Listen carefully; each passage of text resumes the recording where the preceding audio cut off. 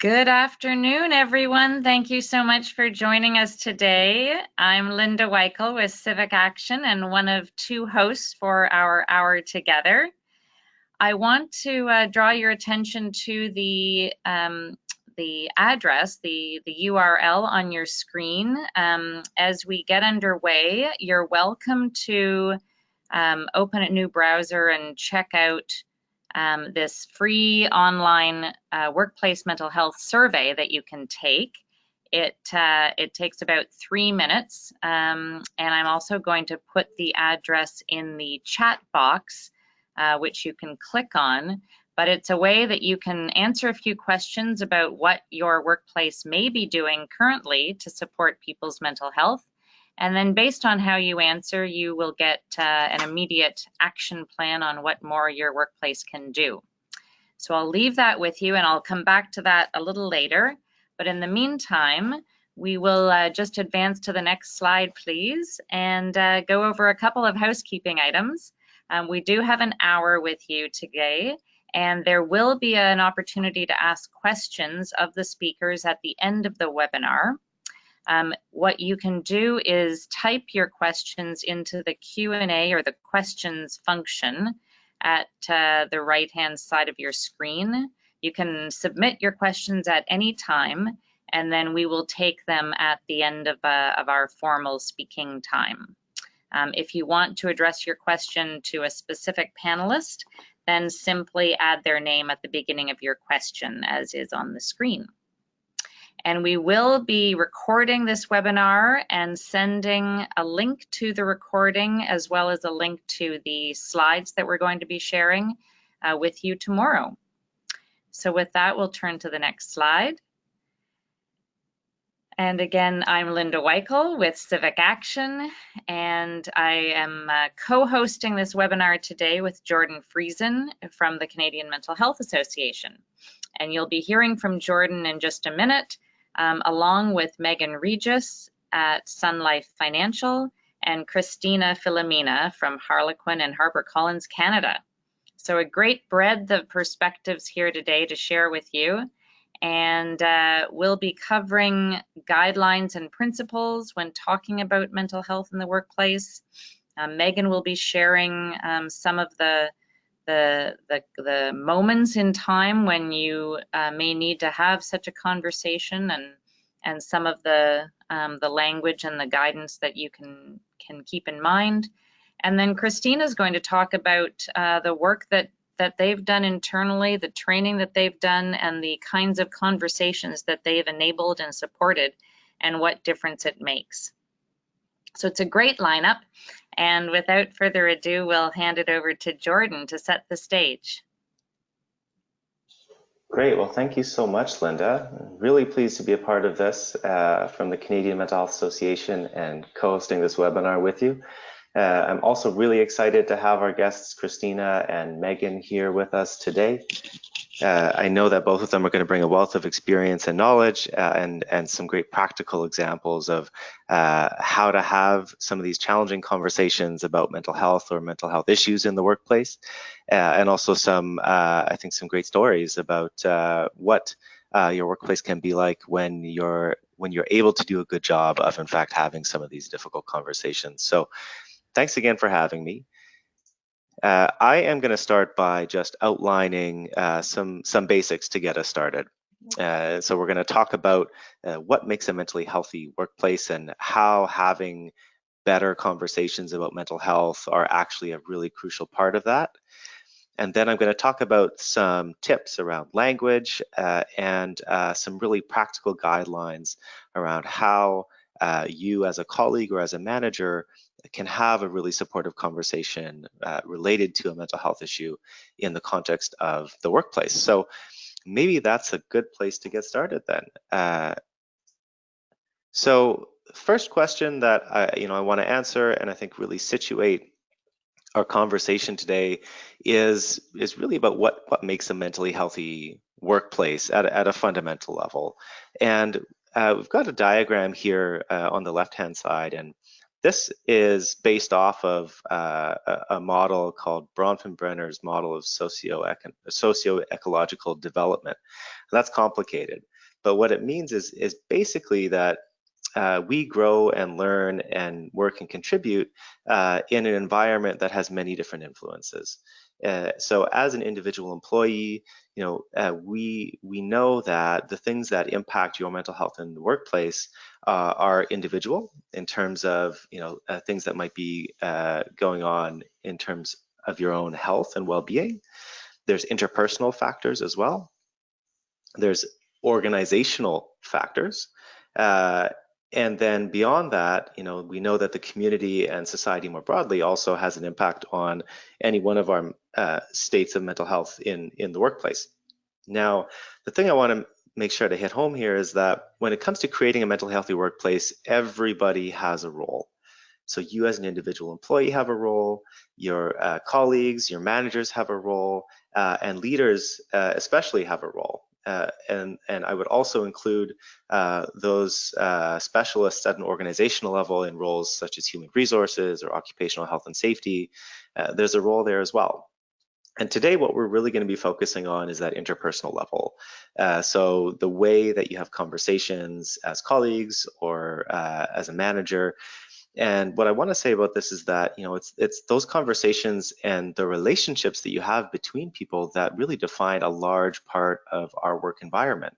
Ultimately, work is really just a whole bunch of human beings doing things together, and so the quality of that environment is in a large part related to the quality of those relationships. And we have a firm belief at CMHA that having better conversations about mental health or mental health issues in the workplace is a good way to foster more effective relationships. It's also a sign of effective relationships. So that's really what we're focusing on today. So everybody has a role and relationships are a key driver. And this is really about making sure that you're having respectful conversations about a difficult topic in the context of supportive relationships. And in particular, what this ties into is one of the factors listed in Canada's National Standard for Psychological Health and Safety in the Workplace. So many of you likely know about the standard, and I wanted to highlight that psychological and social support is in fact one of those 13 evidence-based psychosocial factors. And this really encompasses the ability to receive support from your colleagues or supervisor when facing a stressor that is adversely impacting your mental health. So a lot of those difficult situations that we want to talk about today. And again, these stressors can be diverse. They can be work-related stressors, but they can also be personal stressors. And I think part of the challenge that organizations face is, especially from managers, is how to have difficult conversations when it's something outside of the work environment that is adversely impacting an employee's mental health or performance. And so what I want to say is that from the perspective of the standard, providing psychological support is something that an organization should be doing regardless of where that stressor originates. So the conversations that you might have to have, can cover a wide range of topics, whether it be difficulty with a coworker or disrespectful situations in the workplace, or some significant life stressor that's having a real tangible impact on an employee within the context of their work. So I just want to highlight that some of the content today is from Not Myself Today, which is an evidence-based program of the Canadian Mental Health Association. That program has three main outcomes: building greater awareness and understanding of mental health, reducing stigma, and of course, fostering a safe and supportive work culture. So we have a lot of content within Not Myself Today around how to have better conversations about mental health. And so what I wanted to do just to round out my portion of our time here is just to go through a few really practical tips, many of which are found within Not Myself Today. So the first one I really want to talk about is safe and respectful language. And safe and respectful language is especially important in the context of discussing mental health or mental health issues. And this is largely the case because language is one of those things that can perpetuate stigma. The stigma is a word that we talk a lot about in the mental health field, and essentially it is operationalized through through discrimination rather. And stigma really is sort of a form of discrimination. It's you know, a way that we think or behave differently related to mental health issues or mental illness. And language is one of those things that can perpetuate stigma. Stigma is also a barrier to people reaching out and receiving help. It's also something that people tend to internalize.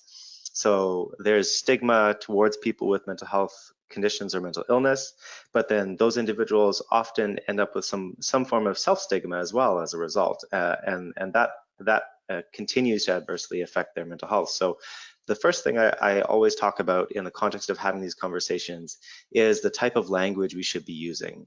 And so I've got a few examples here on the screen of safe and respectful language when it comes to talking about mental health issues or mental illness. The first one is a really common one, saying he or she is mentally ill, and I'm going to suggest that the preferred language is he or she has a mental health problem or is experiencing a mental illness, or has a mental illness. And I think this is about using person first language and recognizing that an individual is not their mental illness, they are experiencing an illness, and much like you would experience a physical health condition as well. In the same way, you might say he or she is bipolar, he or she is OCD. Again, focusing on the person rather than the illness, saying something instead like he or she is living with bipolar disorder, or he or she is recovering from a major depressive episode. Again, putting the person first. Another example, addict, substance abuser, junkie. Again, we would say person with a substance use disorder. And then the other one, again, this is really common, referring to someone as suffering from a mental illness or a victim of a mental illness. And I would just encourage you to consider the fact that actually many people with a mental illness may not be suffering. So I would also count myself as someone that has a mental illness. I have had a mental illness for many years, but I would definitely not consider myself to be suffering at this point in my life. So it's also important to consider the lens with which you're looking at it. As someone may be experiencing illness, but suffering may not be their experience. In fact, their experience may be recovering. And that's certainly much more optimistic language that we can use as well. And then a few guidelines that I want to share for having difficult conversations just off the bat. And I think you'll hear a lot of this in what Megan gets to. In general, I talk about three components of a safe, respectful, productive conversation about mental health issues in the workplace. And it should include the three elements that you see on the screen here. The first one is support. So this goes something like, I've noticed X, Y, or Z, and I'm concerned. And you could say that from the lens of a colleague or a supervisor or a manager. So it's important to convey right up front what you've noticed in an objective way, and the fact that you're concerned for this person as a person. The second component is empathy. And this involves articulating an understanding of how somebody might be feeling as a result of what they're experiencing. A general formula for this is you feel blank because blank. And that's what empathy is, and it's much different from sympathy. Empathy really involves putting yourself in their shoes and trying to understand how they're feeling about what's going on, and demonstrating that you understand that. And then finally, truth is the third component. And the truth is, in most of these situations, that we need to figure out a solution together. Certainly in the case of a manager, a supervisor, and an employee. But also in the case of a colleague, the truth is you want to help them figure out a solution to this problem so that they can feel better and they can continue working. So support, empathy, and truth, I would say, are the three guidelines and three components of a safe, respectful, and ideally productive conversation within the workplace. And particularly that truth component helps you move away from just a conversation about how they're feeling and why, and it helps you move towards a conversation about what you can do about it. So those are my sort of my basic guidelines, and I think what we're going to do next is turn the floor over to Megan who can take you through some more specific points in the employee journey where some of these conversations might come up and how you can have them. But Linda, I just wondered if you wanted to chime in to tee that up. Yeah, thank you so much, Jordan, and thank you for those very concrete, tangible ideas and guidance for all of us.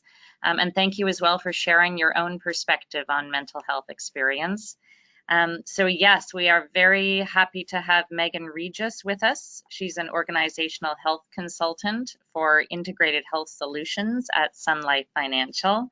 And Megan is going to share some thoughts on how do we know when to have a conversation with someone and how to support someone if they need to take some time away from the workplace and when they return. So over to Megan. Thank you so much, Linda. So firstly, I did want to start off by saying that, this webinar and these topics are really not always as straightforward as we may want them to be or easy to discuss. But we can really learn to get better at it since it really is a skill. So I personally was inspired to get into this field because I have had experience, just like Jordan had shared, with my own, certain times in my life where I've had mental illnesses. And I wanted to learn after, I was recovered, but still working on it, is what actually makes one person more resilient than another. So I'm also here to say that if I can do it and work through it and now really want to specialize in this field, that everybody else can really do it as well. So on this first page, when we talk about these workplace factors, as Jordan really did elaborate on, the workplace can really either positively or have a negative effect on our mental health. So really what I do in my day-to-day work with clients is that organizations can proactively plan for these types of factors because we know that they are present and are going to happen, such as burnout, with the prolonged stress and with stigma that currently exist. So the workplace can be proactive in creating a supportive environment. So really the best practice approach that we work with clients is based on a strategic approach that really does start with specific data analytics. Then based on those results, really setting specific, measurable, SMART goals that you want to achieve, whether it be a 3-year plan or whether it be starting with an annual plan, and making sure that you have the specific measurements in mind that you want to be able to measure your impact and what results you want to get. And then once you have that refined, then you'd be in the best position to be implementing programs and say doing manager mental health training, which Christina will elaborate on further. So as much as we want to jump to all the actions right away, it's really best practice to have that solid foundation in place. Okay, so next we're going to look at the health continuum, and I'll explain a little bit about what that is and how we work with this model. So what this model really does display is that our health is always actually on a continuum. So we'll take our imaginary friend Mike as an example here, so no offense to any Mikes. But in this example, we really could have Mike being at work and healthy, and he may be taking part in the different prevention programs that his employer has in place. When Mike moves into step 2 there, he may be in a time in his life where his health is being strained and he could benefit from early intervention to perhaps prevent him from needing to go off work. But in the case where we do know that employees sometimes need to go off work or have accommodations before going off, we really need to be very strategic about all of these different places in the cycle. So if you are a manager that's listening to this webinar, it's really critical that you're skilled, and if you don't have these skills, you're asking your leaders to be providing this in really being able to spot the warning signs in your staff, so that you can support them and try to prevent any illnesses from going to a disability. And the rest of the presentation I've grouped into these 3 stages. And so let's keep discussing so that we can actually walk the talk and bring these pieces into practice. Okay, so this first stage that I spoke upon briefly was really creating that healthy environment. So it's really critical, as these bullet points on here really do describe different points that you can do to help make the workplace culture positive. And just to note that promoting and discussing mental health is everybody's responsibility in an organization. It's up to the leaders to really be leading by example. Managers certainly have a really big impact to help supporting their employees, and even through their career development. It doesn't always, just have to be a negative focus on when an employee is struggling. You also want to help them really thrive and how they can grow. And then employees, we all have a place to promote positive mental health. And I hope we can get to the place where in the future, we don't really have to distinguish between mental and physical health. We can just refer to our overall health. And so the other point here I want to talk about is that it's also not about just celebrating mental health once a year.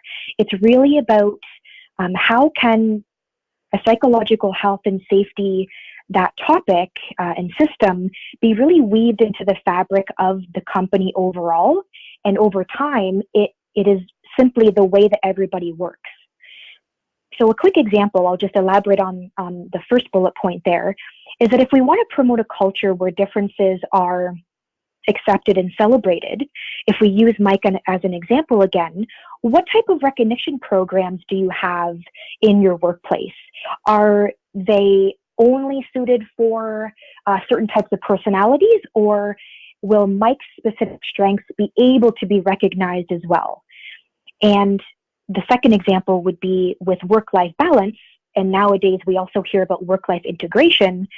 Would Mike have the flexibility to attend different appointments that he may need to within his workday and make up that time? We also really want to ensure that Mike would easily be able to find any of the resources and benefits that he may need to take advantage of. Okay, so a tip here would be, just if you would have an EAP session on explaining what's available, you may want to also explore digging deeper into your benefit plan. So does everybody know the difference between why they would go to a chiropractor versus a physiotherapist? Well, the same mentality can be taken in explaining the differences between a psychologist versus a social worker or a psychiatrist. Okay? So as we progress, we're now moving on to the stage 2 here, where Mike may potentially be having difficulty at work, and as his manager, you may be noticing his behavior changing over the last couple weeks. So Jordan touched on this a little bit, and I also found in the industry that there is an acronym called OARS, O-A-R-S. So the O in this stands for observe. So definitely take note if Mike would say be behaving outside of his own norm. The A is for approach. So you would definitely want to discuss concerns, but keep it results oriented and really focusing on the actions. The R is for refer. So not only would you want to have a quick information on what's available in the workplace, but also in the community. There are a ton of resources, depending on where Mike does live.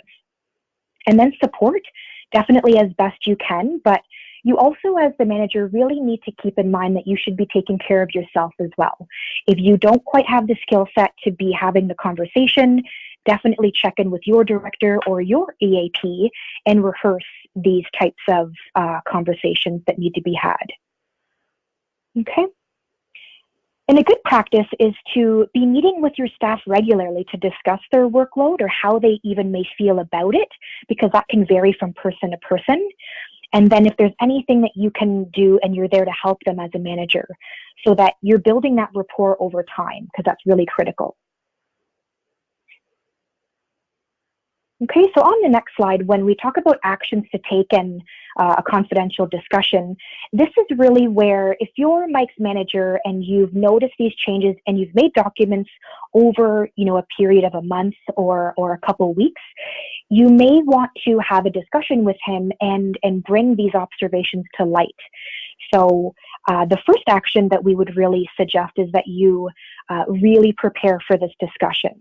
So you're going to want to reach out to HR, be very prepared. You don't want to be judgmental. You want to be really open. And base the conversation in potential impacts to his job and what you might be noticing that's different. And then certainly you always want to document that type of meeting and what happens so that you can follow up.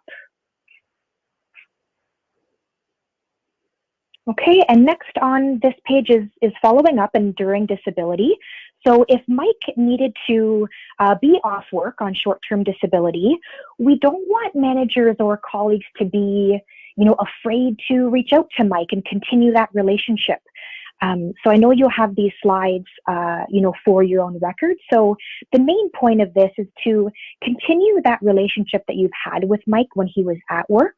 You definitely want to protect his privacy, but if you're his manager, you can reach out and talk to him about, what frequency do you want to keep in touch, and talk about his return to work, and definitely be planning for his abilities and talking about that return to work plan is really as soon as you can. Okay, then a couple items to caution. We definitely don't want to be, asking Mike about any medical information, talking about the team and how there might be extra work on other people's plates. I'll really let everybody read through those cautionary points, as it can definitely differ from workplace to workplace, but it's a bit of a guideline. And then lastly, with return to work planning, it's really important to discuss with Mike what he does want to be shared with the team. But simply, you could just say to everybody, we're really excited to have Mike back on Monday. He's coming back from a leave, and really make him feel welcome. So if you know that he might be anxious, you may want to meet him, around the corner from the office and walk to the team with him just to ease any anxieties about that. Okay, we don't want to make him feel like he's been out of sight, out of mind, and that he's any sort of special treatment. So in conclusion, there's definitely three main points that I wanted to bring home. Is that first of all, the workplace culture is really critical, and we all have a part in reducing stigma and really making the environment inclusive. And then secondly, with communication, as Jordan mentioned, with the trust factor and building the rapport, we really want to capitalize on these relationships, not only as managers with employees, but with our colleagues. And then lastly, with support, like I said, it's really critical for managers to be skilled in this area so that can really support the employees' growth and development when they're at work, when they're maybe off of work, and help them integrate back into work. Okay, thank you. Thank you so much, Megan. That was really helpful, really great context and understanding sort of the journey and the timing of when it's appropriate to have a chat, and then some of the pitfalls and things we need to keep in mind. So that's very, very helpful. Thank you. We now wanted to bring up a real life example of an organization that has really taken this to heart and has done some really great training so that people are better equipped to have conversations. And so we've invited Christina Filomena to join us, and she is the Senior Human Resources Manager at Harlequin and HarperCollins Canada. And Christina will tell us a little bit about the organization, which we consider small to medium size. So it's relevant to lots of our listeners, I'm sure. Christina will share their journey on training and what difference it's making. Over to you, Christina. Thank you so much, Linda. Thank you for inviting us to share our story in this webinar. I'm really pleased to be here today. So we'll just talk a little bit about who we are, just to give you a better idea, to further expand on what Linda said. We're a publishing company, and we have a number of employees working under a variety of different brands and locations. Our environment is open concept with many who periodically work remotely. We offer a number of benefits and perks, and we believe we have a really nice working environment and culture. We hear this a lot from people. So we believe this attributes to our low turnover. Regarding our managers, we have a number of managers, many whom manage smaller teams or just one individual. And this fact assisted us with our training rollout plan. Although we have a number of wellness initiatives, we had not formally focused specifically on mental health before last year. So this is how we kick-started our plan moving forward. So I'd like to share how we got started and launched our focus on mental health. We were introduced to the Not Myself campaign through our industry network, and after learning more about the program, we were instantly interested in bringing it to our company. Given the focus on mental health, we wanted to ensure we could support the initiative as an HR and manager group, and as well have backing of our leadership team. So that's how we backed into our rollout plan. Our first step was working with Jordan, whom has recently spoken on this session, to train our HR business partners. We wanted to ensure we had a strong education base and really be ready to help and coach our people leaders. Following our training, we wanted to introduce this to our people manager group. And we wanted this group to be informed first because we wanted them to be able to support their peers and staff moving forward. In addition to that, we have a forum for all of our people managers called our People Leader Series or People Leader Presentations. And this is where we invite guest speakers to speak, teach, or share helpful information to our people managers. And we used one of these meetings last year and invited Jordan to speak on the topic of mental health. Following this session, we received an overwhelmingly positive response to our focusing on this topic and started to talk about it more. This motivated us to proceed and ensure leadership was behind our approach. Therefore, we arranged to have Jordan present directly to our leadership team. Shortly after that, with further endorsement, we rolled out our manager training sessions. And we had a facilitator, a local facilitator that Jordan helped source for us come to facilitate to our people managers, because we wanted to ensure they had the same foundational knowledge before launching our Not Myself Today campaign last spring. Again, the feedback was positive. The tools and resources were really helpful, some of which you've heard today so far. This helped people for work and for home. It also provided an opportunity to remind this group of all the support and resources we offer through EAP and through our benefit program, similar to what Megan had referred to before we launched Not Myself. So we were able to roll that out in May, and we received further feedback which continued to be positive. Comments like, I'm so proud to work for a company that is willing to focus on mental health and have these conversations. We also had an employee who is going through a really difficult time. She's working through and being treated for mental illness, and she asked to be an employee advocate. So that was really, that was further endorsement for our support on this topic. So we've begun now training all staff, and we've had a couple of staff sessions already, and we'll continue with Not Myself again this spring. We're also going to continue to look into other wellness initiatives. I'll just focus on some of our key learnings. Following our people leader presentation to our managers, we received feedback from staff, a lot of great feedback. They learned what mental health and mental illness is, the statistics surrounding, which are quite high, and I don't know that people were expecting to see that 1 in 5 experience a mental health problem each year. And this impacts everyone in some way, shape, or form.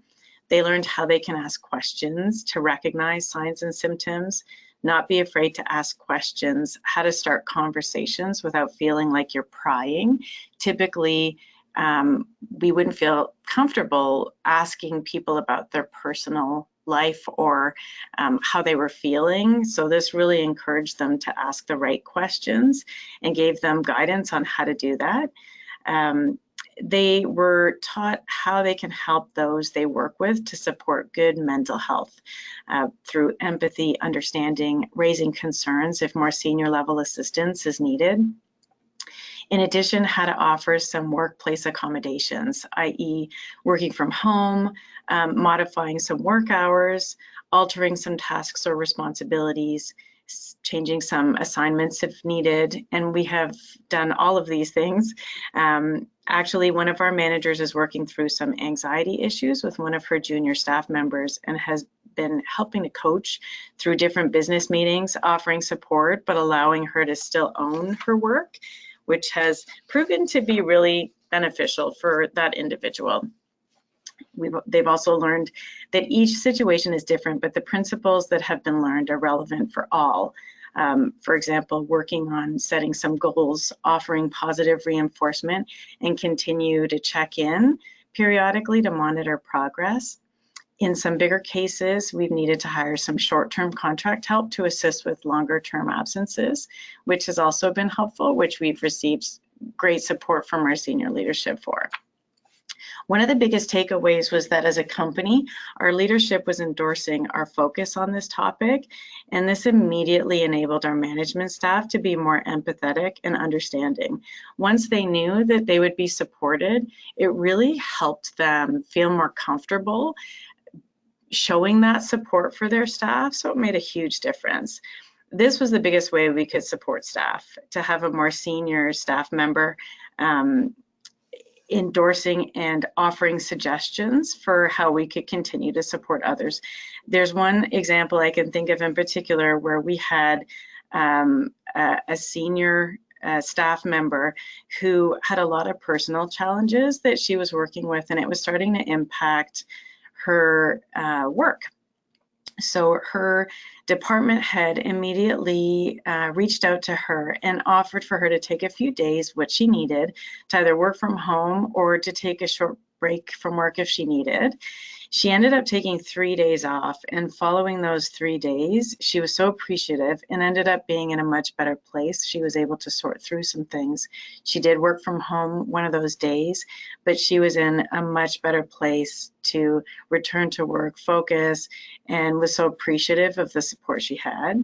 So we've learned that even the small acts mean so much for people and can make such a big difference in their personal lives. So overall, the results have been great. Over this past year and a half, since we launched our training and awareness plan, we have learned a great deal. Our HR team is certainly more prepared and able to coach staff. We've been having more conversations as a company on mental health and wellness in general since we focused on this topic. We've actually sent out a wellness survey and received some really great feedback on what our staff want to see and what they want us to continue doing, and mental health certainly plays a big role in that. More managers are asking their staff questions about their well-being. I mean, it's not perfect, but we're certainly having more conversations. In addition, and I have given you some of those examples, we also learned that managers want us to provide more education to all staff, and that we need to keep talking about and supporting mental health initiatives as a whole.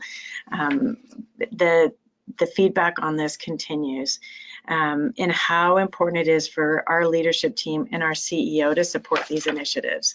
We actually began each of our training sessions with a member of our leadership team condoning our efforts on this and conveying that our CEO is very supportive of this, and it's an important topic, and that we appreciated the people attending the sessions, and attendance has been great. All of this helps to reduce the stigma and encourage more conversations. This was actually one of the biggest takeaways, and this endorsement from our leaders immediately enabled our management staff to be more empathetic and understanding. This is, I think, all I have to share right now. I hope our journey so far has been helpful for you to hear. I know we'll never be finished, but we believe we've had a successful start, and thank you for listening to our story. Thank you so much, Christina. That was Christina from Harlequin and HarperCollins Canada. And we're really hoping that everyone listening today will be inspired by what Christina and her company have done, and really to reinforce how there's a lot that a workplace can do. It's a journey. It's not all going to get figured out at once, but there are very concrete steps that you can take to get started or to take that next step down the road. Now that segues nicely into the information I want to share of Civic Action's free online assessment tool. And when Civic Action got involved with this issue a few years back, we identified there was a lot of appetite for doing something in the workplace, but a lot of leaders weren't doing anything due to lack of time, resources, or know-how. And that research was really emphasized in some study that Canadian Mental Health Association did a few years ago. So we developed this free online assessment tool with the Mental Health Commission and Morneau Shepell, and it's an opportunity for anyone to take the assessment. So I welcome everyone listening now. I'm actually going to put the address into the chat box again to make it easy for you, but you would be asked 12 questions on what, if anything, your workplace is currently doing to support people's mental health. And then based on how you answer the questions, yes, no, or I don't know, you are immediately sent by email a 3-point action plan on concrete steps that you can take with links to existing resources. So we're really trying to take all of the work out of the equation and make it easy to get started. So certainly before you sign off and move back to your other work today, do take this 3-minute assessment. And it will mean you're part of a community. We've had about 1,200 organizations take the assessment to date, and we'd love to add you to the list. So with that in mind, we will turn to the questions section, and I'll invite my co-host Jordan to see what kind of questions we've received and find out some answers from our speakers. Thank you. Wonderful. Thank you, Linda. Thank you, Megan and Christina, for sharing some of your expertise and experience with us today. I'm really appreciative of it. I know we've got a few questions that have come in over the course of our presentation, which is great. So I'm going to get to those. For those of you that are still with us, we do have quite a lot of time for questions. So we can make this very interactive. So I would just ask if you do have questions, just to enter it into the question or chat window. They'll pop up and I'll be able to see all of them right here in front of me. So maybe the first one that I'll ask, and this is a question from Nathan. So Nathan has a question specifically for Megan, and he said, you mentioned data and analytics and using that data to help inform a plan.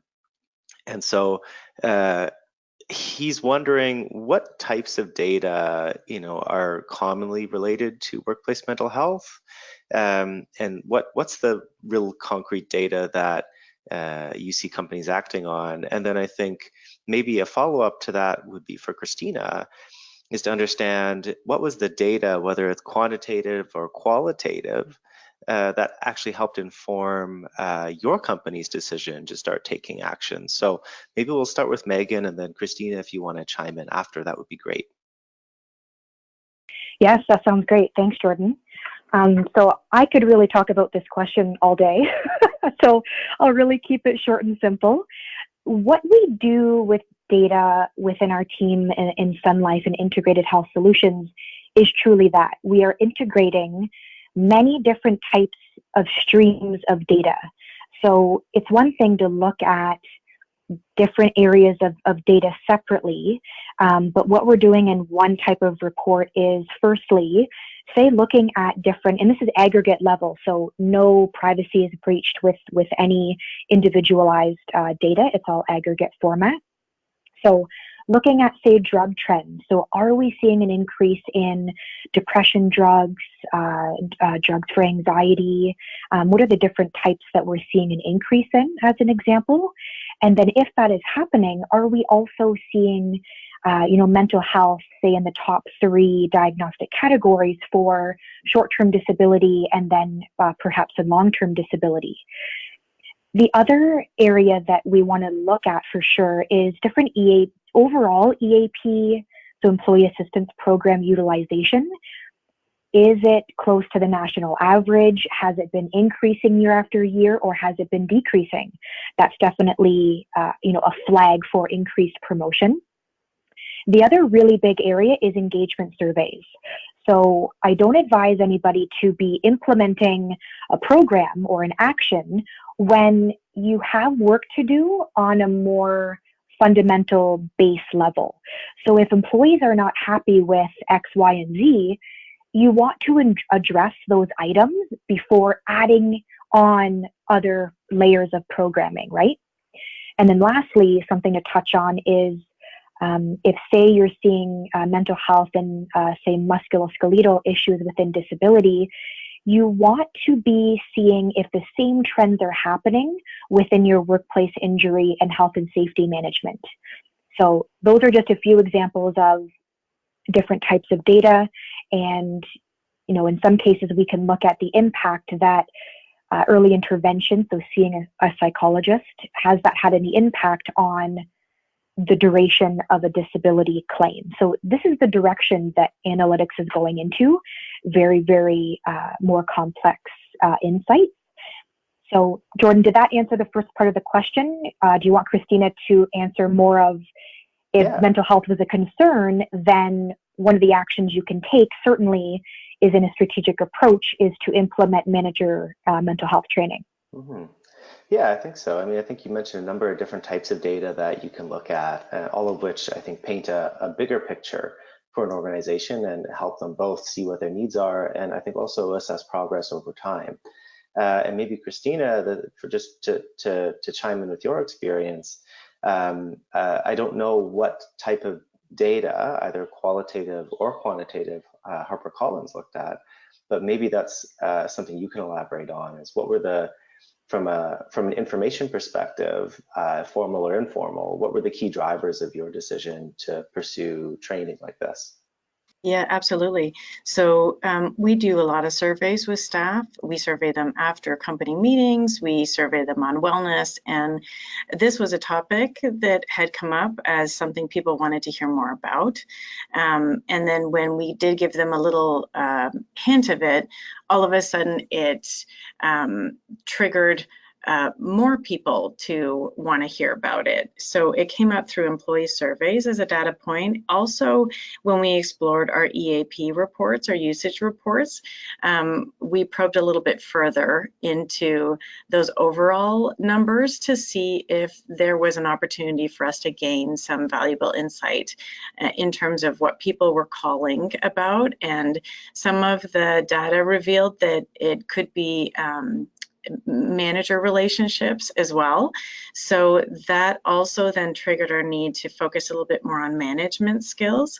And through some of our dealings with employee relations and some issues that had been coming up, as we were strategizing over what we should be focusing on, this topic bubbled up, and those data points and that information really helped us put together a bigger case for raising this to senior leadership. In addition, there had been one of our senior managers that had been experiencing some mental health challenges, and although confidential, it was visible to a few of our key senior leaders, which helped us from the perspective of wanting to invest more time and energy and provide some more education around how we can help as an employer and what our responsibilities should be and how we can encourage managers to get more involved. And when we had heard about the Not Myself Today campaign, we thought this would be great for all staff. And then we thought, wait a minute, we can't just roll this out cold. We need to make sure that our leaders are able to support this and have conversations following and have meaning around this. So that's how it started for us. Hopefully that those data points are helpful. Yeah, that's great, Christina. I mean, I think you've mentioned many that are quite relevant for a small to medium-sized employer. The EAP data, your employee surveys, but also I think some of the other qualitative stuff, which is really frequency of comments from staff saying, can you address this? We're really interested in learning about this, and that's often just as valuable. It may not appear to be as sophisticated as big data analytics, but sometimes it's that pulse on the ground that helps articulate a need and also inform action. So thank you both. I want to move on to another question, and this one's from Laura. And it's Laura's asked two sort of related questions. I'm going to try to streamline them. So she said, do many employers provide training for managers? It's clearly vital, but is training a norm across the country? And maybe that's a question that Megan can take a stab at. I'm happy to chime in as well. Yes. And then also, Christina, Laura says kudos certainly to you and to those who are taking proactive measures. I mean, a further question is, who is providing training and to whom? So we talked a little bit about manager training as well, but is there other types of training that we might recommend and for which audiences within an organization? So that's a lot to chew on. Maybe Megan, I'll let you take a stab at it. Yes. I love big questions. I'm always the person in the room that's asking the big questions, so I can appreciate that. With providing training, is that happening? I would say that yes, this audience and everybody in the industry it's not new news that companies need skilled managers to be dealing with mental health. The way that it goes into something more specific is what I'm seeing more employers now take on is it's not, like Christina was talking about, not just doing it one time and then you're done and we've checked that box. What we really consult with employers on is before engaging in it at all, we really want that leadership support. We really want to understand what is the goal in year 2, 3, 4? Like, what is this maintenance plan over time? And looking at it from that view. So certainly that's the best way to approach it. When we're talking about who is conducting these training sessions and then to whom, the first part of this, I would advise employers to really look at your existing really key strategic partners that you have. It may be your insurer, it may be your EFAP provider, because ideally you might want to just capitalize on the existing contracts that you have and deepen those relationships. So some employers might be doing a bit of a mental health 101, but you may want to look at, what about emotional intelligence? What about different coping strategies or energy management? Like, there's a really big variety of what you can be looking at. And then to whom, I really do echo Christina's approach there, where you want to look inside first and see, does the executive leadership team want a certain type of training? What are the needs of middle line managers or different supervisors? And we have to keep in mind that we might be talking about companies that are in construction or a municipality, so different types of audiences. And then I can't stress enough that this also should be offered to employees. So how can they skill up in, like we talked about, resilience a little bit and these coping mechanisms to really have people be able to deal with their daily life challenges the best way they can. That's fantastic, Megan. I would just sort of reinforce some of what you said in that from CMHA's perspective, who you should be training and what you should be training them on is I think it's going to be different at all three levels of the organizational influence. Like I talked about earlier, you've got that individual level, the interpersonal level, and then the organizational level. And I think there's an opportunity for skill development at all of those levels. Certainly at the individual level, I think increasing employees' understanding and knowledge of what mental health is and the skills that they might need to maintain their mental health is really important. I think at the manager level, as we've talked about, how to support employees and discuss their mental health concerns and also work collaboratively to develop plans to support their success. And then at the organizational level, as Christina's organization did, talking about some specific education for their senior leadership team, specific education for human resources or occupational health and safety team. And then I would also say for organizations that have a desire to implement our national standard for psychological health and safety, I think some specific education for them around what that standard is and the best process by which they could go implement it within an organization. And building on another point would be that when we talk about training in the realm of creating a mentally healthy workplace, remember that training isn't just about quote unquote mental health or mental illness training, because we know that the things that create a mentally healthy workplace are everything from workload management to respect and civility and many other factors as well.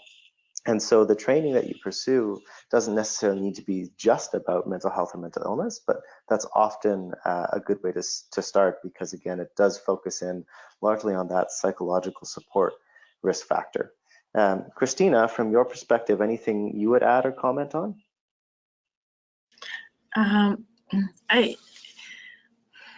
It's a great question, and I really hope that there is training offered at companies. I think where it does go the farthest is when there's senior level endorsement. For us, we did use a lot of data and a lot of numbers. We tried to map out how many managers had one employee and then how many managers had a lot of employees, so that we could see if there were different levels of skill needed. If you have one employee, then chances are you're a working manager. So your primary focus is your work, and you're kind of overseeing somebody kind of on the side. But if you're a manager with 3, 4, 5 people or more, you spend, or you should be spending a lot more time managing your staff, so your focus is going to be a little bit different. So we use some of that data as well to determine how we wanted to position this and what kinds of tactics we could roll out and encourage among the different kinds of managers. But to the how do you sustain it, I think every year we're focusing on manager training because it really impacts the morale of people, and we have learned through exit interviews also that people leave because they don't, their managers maybe don't think that their managers care about their development or their growth or them as people and learning more about what people want when they come to work every day. All of those things matter, in addition to making sure that they are overall well at work. So to help managers have tools and resources to lead their small team or their big team is really, we feel that's a really important place to start. And oftentimes they look at the leadership team and kind of point and say, well, they should be doing this too, which is why we felt the need to have them endorse and sit through and be exposed to an abbreviated version of what our people managers received. And they may not have signed up for it, to be honest, but we felt it was really important, and they really did appreciate it after they went through all of it, had good questions and positive feedback as well. So we kind of took a little bit of liberty in our approach, but it ended up being very positively received overall. I can, if you work in HR at another company and this is something that you want to move forward with, I'm happy to talk to anybody following this, but I do think it does help to start at the top, and looking at the data is a really good place to begin.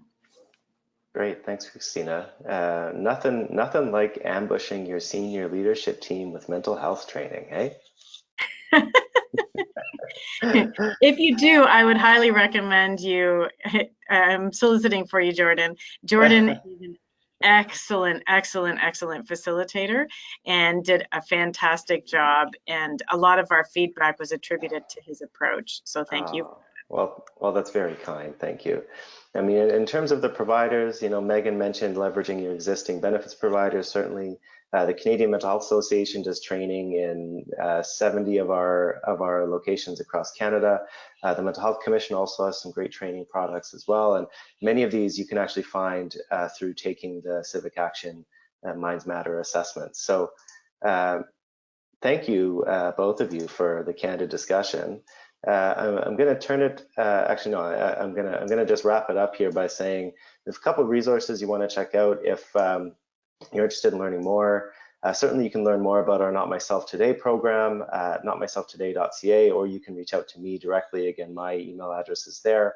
And then again, another plug for Civic Action's Minds Matter assessment tool. Again, many great training products, programs, and resources are there, along with many other great resources to support action. Linda's contact information is there as well. Many of you have asked if you're going to be receiving a copy of this presentation. Absolutely. So about 24 hours from now, you're all going to get an email that has a link to both a recording of this session, as well as a link so you can go download a copy of the slide deck that we were using today. So with that, I'm going to say goodbye and thank you, everyone. Thank you, Linda, for being such a wonderful co-host. Thank you, Megan and Christina, for sharing some of your expertise with us today. And most importantly, thank you to all of you who joined us to learn a little bit more about how to make conversations around mental health more approachable within your workplace. So thank you, everyone. Take care and have a wonderful day.